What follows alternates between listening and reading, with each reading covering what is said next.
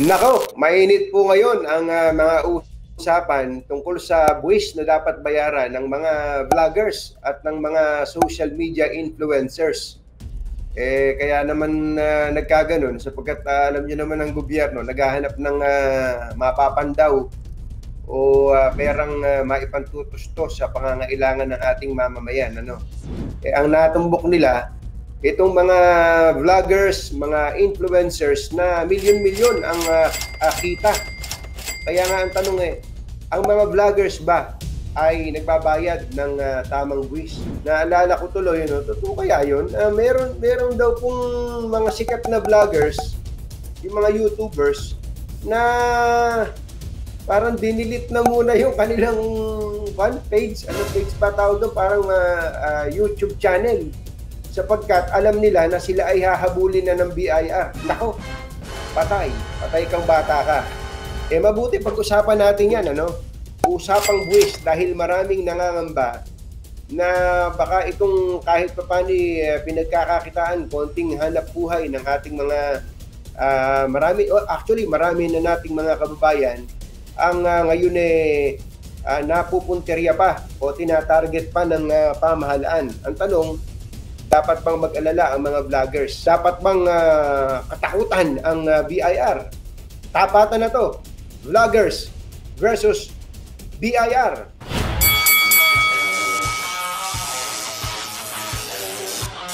O sige, umpisahan na natin ang untahan. Magkwentuhan po tayo at makakahuntahan po natin ang isang vlogger na ngayon po gumagawa ng kanyang pangalan sa larangan po ng social media, At ang isa po sa ngayon nagpatanyag sa kanya ng husto yung vlog na umaabot na sa 8 milyong views. Wow! Mariano Kaindo, pangarap ko din yun magkaroon ako ng 8 milyong views.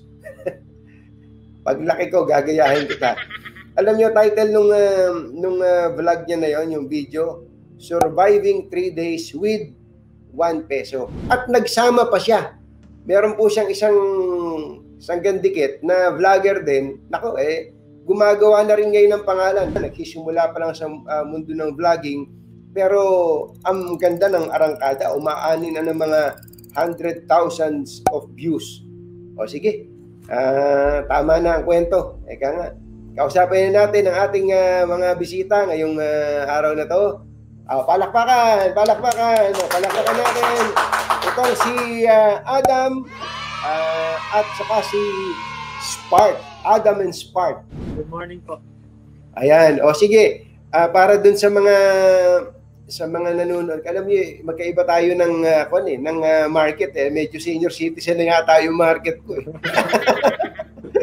Tapos, kayo na may bata-bata pa. Okay, bakit ka pumasok sa pagbablog? Ano po, pangarap ko po kasi katunying maging artista Wow! Ngayon po.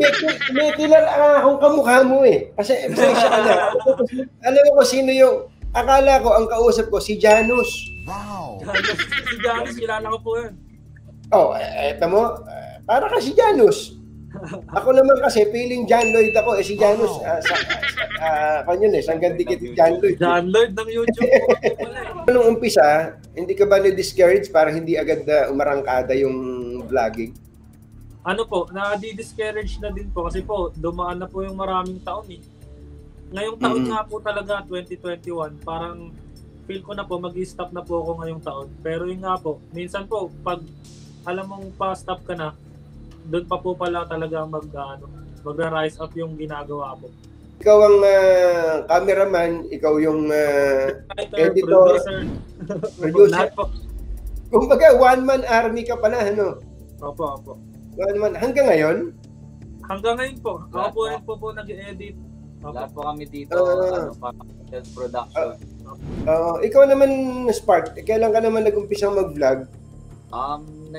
Nag-start po ako mag-vlog May 26 po ng 2020. Last year po, yung kalagitnaan po ng pandemic. Anong mga ipinundar mong mga gamit para sa specific na objective mo na to na maging isang vlogger? Bumili po ako ng computer, bumili ako ng camera, bumili ako ng drone, tsaka yung mga content ko na pinag-investan ko. Kasi po, Oo. ang dahilan po kung paano talaga kami nagkakilala nila Adam, or yung mga iba pa namin mga kaibigan, kasi nagpa-billboard po ako para kay Com TV. Kumbaga kung ano po yung naipon ko doon sa US, gumastos po ako ng 150,000 na hindi pa ako nag-expect ng something pabalik. Talaga, Grabe, no? nag-invest po talaga siya po. Nag-invest po Para talaga sa ako content po. para sa content. Kumbaga kasi po para sa akin, kakaibang content na po yun. For us, parang gusto namin pag may kinikita kami pera, i-invest namin pabalik sa YouTube. Oo. Pero iba yun iba yung mindset na yun, Sparta. Medyo saludo kagad ako doon kasi hindi naman basta-basta tong pinasok natin. Akala lang iba madali, pero Oo. tama ka, kailangan mong Opo yan. mag-invest. Profession na to, no? Sa totoo Opo, lang, profession na talaga. po. Ako nga, for example, gusto kong ang laman ng ang content natin, may mapupulot man lang yung mga tao. Opo, value po. Hindi lang tungkol sa entertainment. Ang tatlo naman ang aking gusto to inform, to educate, of course to entertain also, no? Tatlo ang objective natin diyan. Adam, dalawa kasi ang platform mo Meron kang YouTube, meron ka ding Facebook. Facebook, sa Facebook. Iba yung style ng monetization dun Iba din sa YouTube. Saan ba mas may kita? Sa YouTube po. YouTube. Sa YouTube. Pero kasi po depende rin po kasi yun kung gaano po kayo kalakas sa Facebook. Kikita rin po talaga. Kikita po rin kayo talaga. May nabanggit kanina si Adam na may mga nag-viral ka na videos, Opo. Maabot ng gaano pinakamarami, mga mahigit 10 milyon.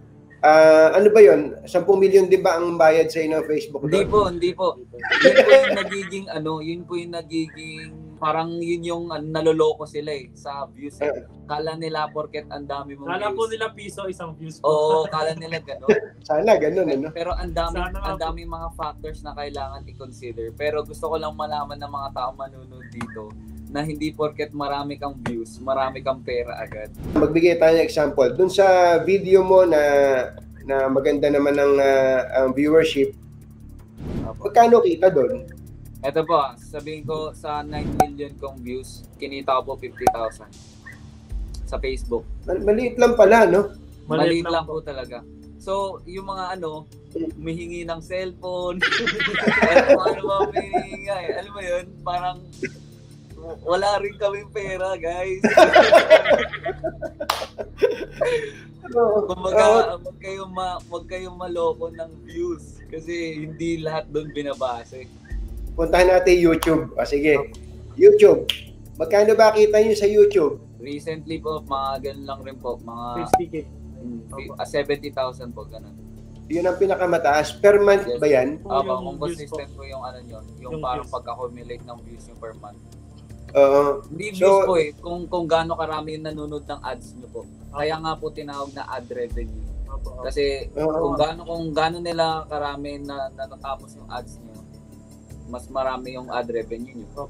Kaya doon sa mga nanonood sa atin ngayon, do not skip ads Tulong nyo na sa mga YouTuber, Pagka ba binayaran kayo ng YouTube, meron nang nakalagay doon na tax na kinalta sa inyo?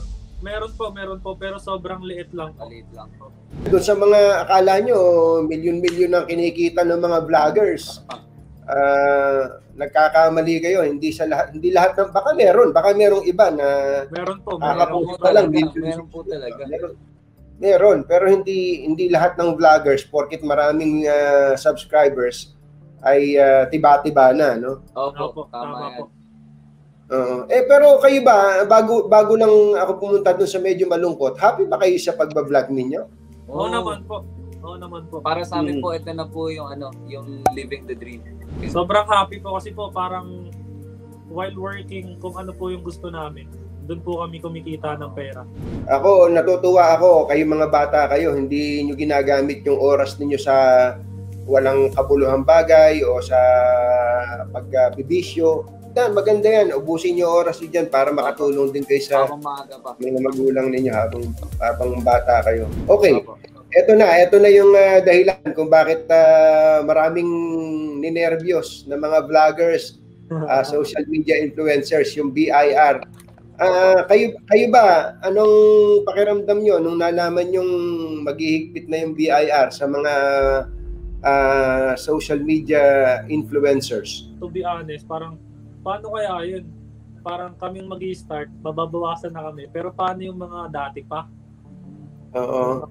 Yung mga parang inisip ko po, liable pa rin po ba sila? Pero at the same time po, syempre, nandun pa rin po yung fact na syempre, tayo as citizen, kailangan po talaga natin magbayad ng tax eh. Kaya po, hindi po masyadong natatakot. Pero at the same time, parang nagiging balance lang po na ganun po talaga eh. Tsaka po, pag ang government na yung nagsabi, we cannot control po yung kung ano po yung sabihin nila. Saka may mga batas diyan. Ikaw naman, Spark. Ako basta natutuwa lang po ako na parang nire-recognize na ng gobyerno yung mga taong katulad namin.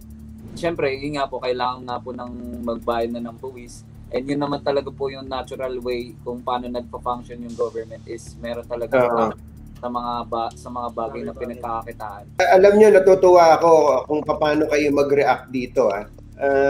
Kumbaga, walang problema sa inyo dahil obligasyon natin bilang mamamayan ang magbayad ng buwis, hindi ba? Wala nung po kasi dapat kaming katakutan eh kasi ito na yung gusto namin gawin. Kumbaga, ito na yun, parang kung kailangan nyo magbayad, edi magbayad kami basta magawa pa rin namin yung gusto namin gawin. Tsaka po yun po yung reality talaga eh. Mas magiging parang nga po eh.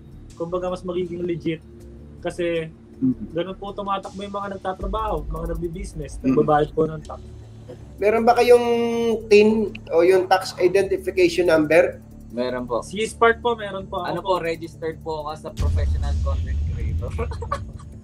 Totoo? Opo, okay pala, no? Ikaw naman, Adam. Ako po, hindi pa. Nasa process pa lang po, may kausap na po ako na mag-a-ayos po nung nung pagre-register ko po sa BIR po. Tama-tama. Saktong-sakto yung pag-aayos mo ng papel. And dito na, ang BIR, kakausapin natin habang nandiyan kayo. Okay. Ang ating Deputy Commissioner ng Bureau of Internal Revenue, si DepCom Attorney Marisa Cabreros ay makakausap natin. Pagka may tanong kayo, tanungin nyo na. DepCom, good morning! Hello po! Hello, good morning po, Katunying, at saka magandang umaga sa inyo, Adam, at saka Spark. First, I hope you don't mind, Katunying. I'd like to commend ito pong si Adam at saka Spark kasi nakikita ho namin na ini-embrace nila yung obligasyon. In fact, they know and they acknowledge na what they are doing is negosyo ito. Walang pinagkaiba sa traditional way of doing business na punta lang sa digital world. Kaya lang, unfortunately, we became very unpopular because ayaw po nung iba na sumunod. Pero nasa batas po yan. So yung tanong po, kailan po ba dapat magsimula? Kung kailan po kayo nagsimula magnegosyo, so to speak, dapat magsimula kayo magrehistro. Dalawang aspeto po yung laging sinasabi namin sa BIR. Iba yung obligasyon ng pagre-rehistro, iba naman yung obligasyon ng pagpa-file at pagbayad ng buwis. Wala pong dapat itatakot yung pagpaparehistro kasi walang pinagkaibang gusto mong magbukas ng tindahan. Wala kang kasiguruduhan. Kikita ba ako dito o hindi? Di ba kumukuha ka ng license sa local government, sa BIR kumukuha ka ng TIN. Ganon din po yun. Kaya nga po ang amin is we don't want to antagonize the sector. We don't want you to stop whatever you're doing kasi dyan kayo kumikita. Sabi nga ni Spark, masaya siya na ginagawa niya yan. You don't have to stop. Yun lang, ini-educate lang po namin kayo na, oops, teka, meron kayong dapat gawin because you don't want to get in trouble in the future with the BIR kasi gobyerno po is monitoring and BIR is tasked to monitor yung mga dapat magbayad ng buwis at saka yung mga dapat na magrehistro sa BIR. Okay, magkano po ang babayaran? Okay, ganito, yun sa magkano. Mahirap ganito siya. Para mas ma-explain ng ayos na hindi ho matakot ang publiko. Yung pagre-register po, you're supposed to register when you want to start doing business. Whether or not may projection kang kikita ba ako o hindi. Registration is one act. You just have to register ano yung negosyo mo. Kung dati ka nang nakarehistro, may TIN ka na dati, maaring baka empleyado ka dati, tapos nag-venture ka side hustle ng online, i-update lang ng record ang gagawin. So i-update mo lang para isasama doon yung online business. Tapos quarterly, kasi self-employed po ang kategorya niyan. As individual, anyone na hindi sa employment, self-employed professional ang kategorya. So quarterly nagfa-file ng return. So sa income tax po, naalala niyo po yung train law, yung paunang 250,000. Paunang 250,000 na annual net income sa isang taon, 0% po yun. 0%. So kung hindi naman po lalagpas ng 250,000 ng net income, wala pong babayaran na income tax, pero magfa-file pa rin ng return, lalagay mo no income, or ifa-file mo yung return with that small income, tapos at the end sa dulo, no tax to be paid. Kailangan pa rin mag-file at mag-declare. Ayun, yung filing. Ay, ma'am, tamang-tama po. Pwede po natin palang kuning example. Halimbawa, kanina kinukwento sa atin ni Spark na yung pinakamalaking kinita niya per month sa YouTube ay 70,000 pesos. Halimbawa lang, consistently ay kumikita siya ng 70,000 a month. Hindi ba 12 buwan yun sa isang taon. So that is 840,000. Yes po. Tama po ba yun? Pero yun yung kanyang gross income. Ano pa po yung paano po ba kinukwenta yung net income bawat taon? Sa net income, kanina nabanggit ni, katulad si Spark, nabanggit niya, nag-invest siya ng computer, nag-invest siya ng ano yung tawag ng drone, ng mga lighting equipment. Yes. Nagbayad siya ng subscription para sa internet. Di ka makaka-plug kapag wala kang internet subscription. So monthly yan expense. Meron po kayong pwedeng i-deduct ng mga expenditure. So halimbawa po ma'am, kung 840,000 ang gross revenue niya, tapos kinuwenta-kwenta niya lahat ng sinabi ninyo, may 600,000 pala akong gastos. Ang matitira ngayon na net, 240,000. So wala na siyang babayaran tax. Yes po, kasi under the train law, ang net income below 250, 0%. Yung lalagpas po sa 250, doon ka lang magsisimula magbabayad ng tax. Kaya yun yung sinasabi namin, wala ho kayong dapat ikatakot. Gusto kong rin i-share. Kasi kanina nabanggit ni Adam, nasa stage siya nung naglilikom siya ng papeles para magre-register. Marami po kasing natatakot sa pandemya na ayaw lumabas. Tapos kami rin po, iniingatan din namin ng mga tao namin. Bukas naman po ang BIR offices kahit nung nag-CCQ. Kaya lang po, meron po kaming app na nasa website. Ang tawag po namin is para sa new business registrants. New Biz Reg. It's in the website. You just click on e-services and other services. Click on that icon. Pwedeng yung i-email. When you click it, it's an email facility that you will email yung mga papeles for registration. Lalodge po kayo doon, i-register ninyo saan kayo pupunta, anong oras, para on that designated time, kayo po yung ma-prioritize at hindi kayo maiwan doon sa pila sa labas kasi marami rin kami mga walk-in. Ayun. So, medyo gagaan ang buhay natin. Ito, tatanungin na lang natin. Total, Ma'am Depcom, tayo lang naman to. 4 lang naman ang nanonood sa atin dito. Mga kamag-anak ko pa. Totoo bang tinarget nyo yung magjowa na YouTuber kaya dinilit nila yung YouTube channel nila dahil hinahabol nila? Katunying, I cannot specifically mention a particular entity kasi bawal po sa amin yan. So, basta kami po sa BIR sinasabi namin na, teka, paunawa sa lahat ng nasa social media. May obligasyon kayo. Kumbaga, if what Adam and Spark are doing is inform, educate, and entertain, kami rin po, inform, educate. And it will not be entertaining kapag nasulatan kayo ng BIR. Kaya nagmamahal campaign kami i-educate yung ating mga taxpayer, lalo na po ang mga kabataan. Kasi alam ko, karamihan sa inyo, you're doing it out of hobby and out of doing it, masaya kayo dun sa ginagawa ninyo.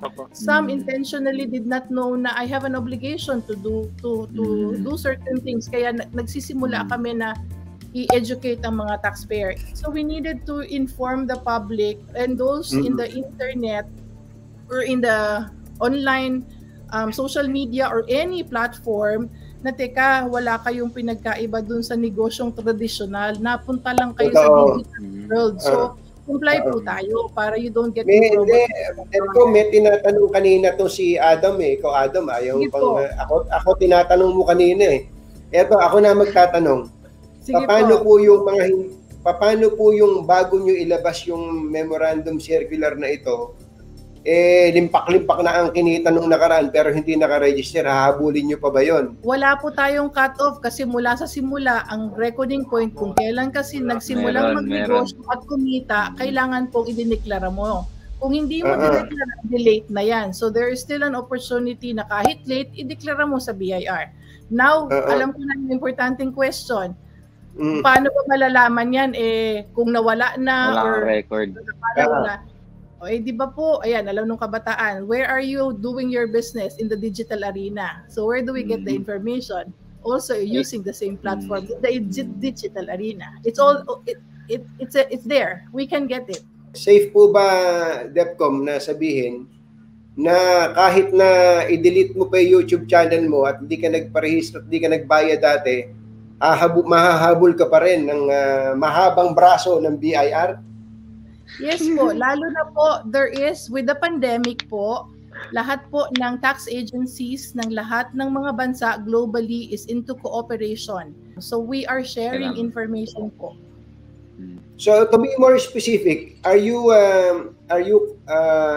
coordinating with YouTube and Facebook para malaman kung magkano ibinayad sa mga influencers? Lahat po ng ating mga pwedeng coordinatan, pwede pong gawin ng BIR yan. We have 43 effective tax treaties where we have exchange of information agreements. Kasama po sa mekanismong pinag-agrihan po ng mga bansa yan kasi tulungan po ang nangyari. Kasi lahat po nasaktan with the pandemya, lahat po kailangan ng income. And there is this one industry thriving na hindi naman po pwedeng pipikit kami ng mataas social media. Pansinin kasi baka kami naman po makausuhan na hindi kayo nagtatrabaho, ayan na nasa harapan niyo na gawa niyo. 'Di ba nabanggit mo kanina? I hope it's okay. I used your example kasi kayo naman po nabanggit kanina. Yung sa YouTube, 'di ba may kinakaltas sa inyo sa YouTube? Sabi niya maliit lang. Alam mo bang mas mapapaliit pa yan kung rehistrado kayo sa BIR at sa Pilipinas? Bakit po? Paano po? YouTube kasi po is US entity.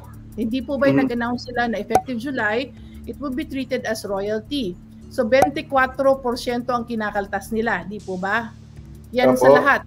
Line si US, saan ba itong mga aking siniservisyohan? Kung saan sila nandoon, hindi namin alam.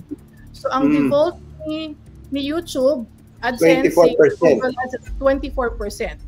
Dahil may treaty tayo sa US, we have Philippine-US tax treaty.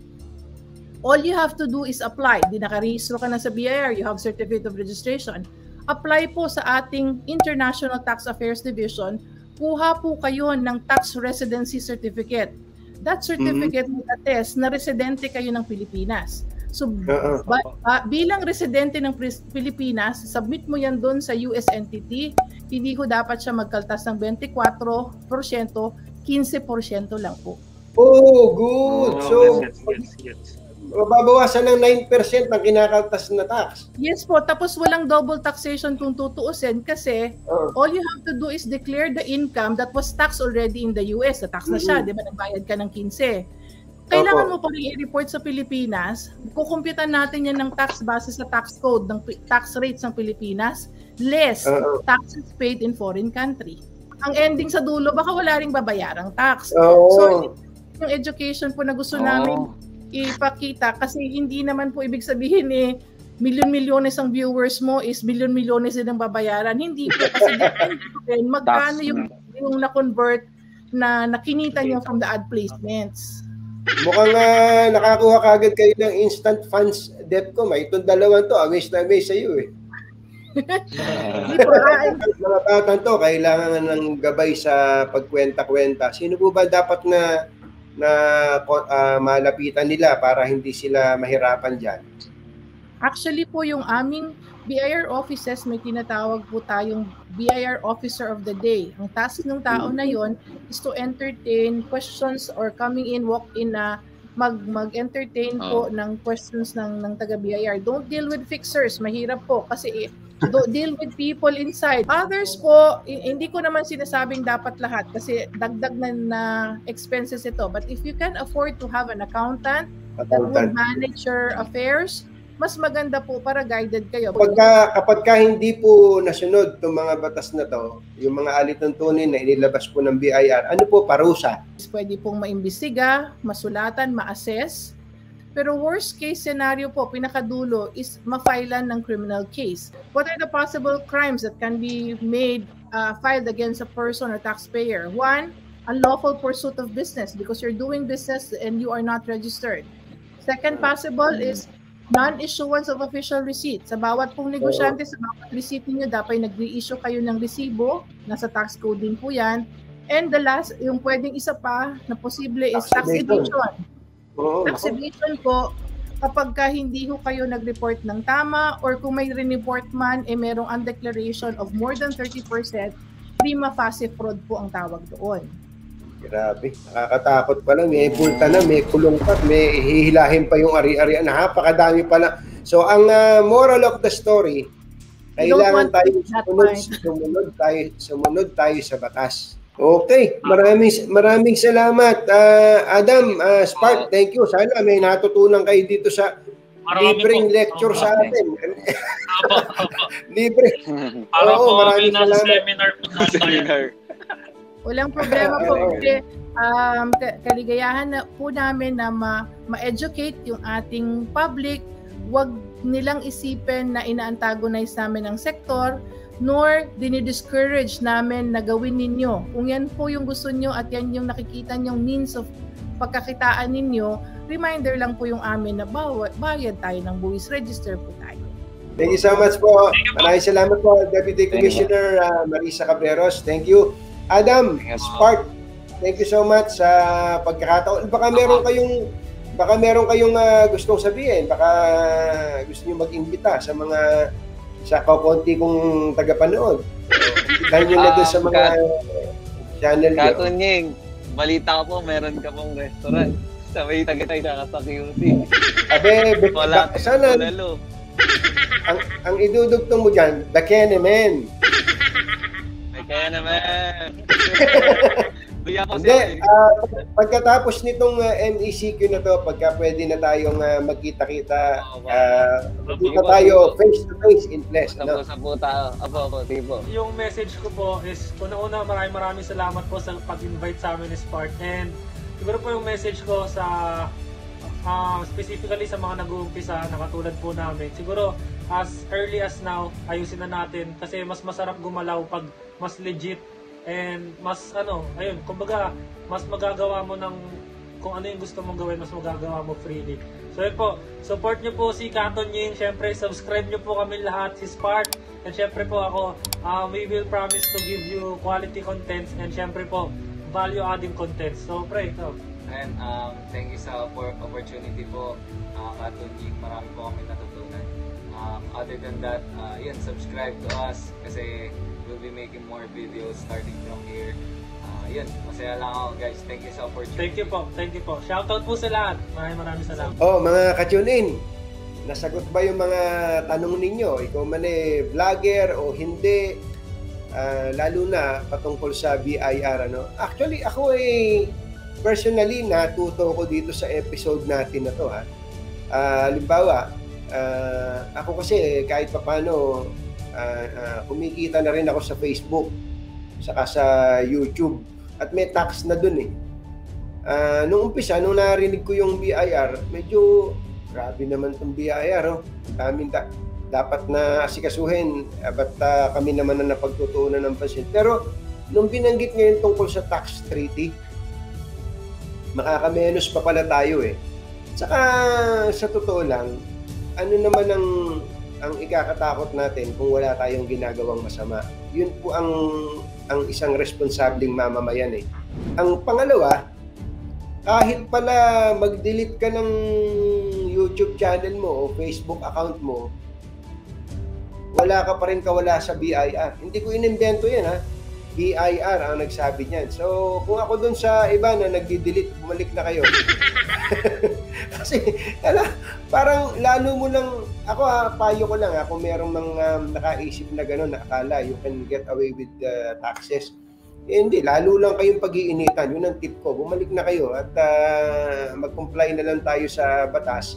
At saka, ang pinaka-importante dun siguro, kapag tayo ay siningil ng buwis ng pamahalaan, vlogger ka man o hindi, ano man ang profession mo, nagninegosyo ka, bumibili ka ng produkto, kailangan naman maghanap tayo ng accountability sa gobyerno. Paano ba nila ginagastos ang pera ng bayan na galing sa ibinabayad nating buwis? Kaya, dahil tayo'y taxpayer, may karapatan tayong magreklamo. May karapatan din tayong bumatikos ng may batayan at may karapatan tayong tawagan ng pansin ang mga nasa pamahalaan na nilulustay, ninanakaw lang ang pera na ibinabayad natin sa anyo ng taxation. Nga pala, baka meron kang gustong tanungin, meron kang gustong maungkat pang mga issue sa ibang mga government agencies, huwag kayong mahihiya. Mag-message na kayo sa comment section nito at malay nyo, matalakay natin sa ating mga susunod na episodes. Paano? Yan na lang muna. Bye! Happy weekend! Yoo-hoo! Shout out sa inyo mga ka-tune in. Thank you for watching!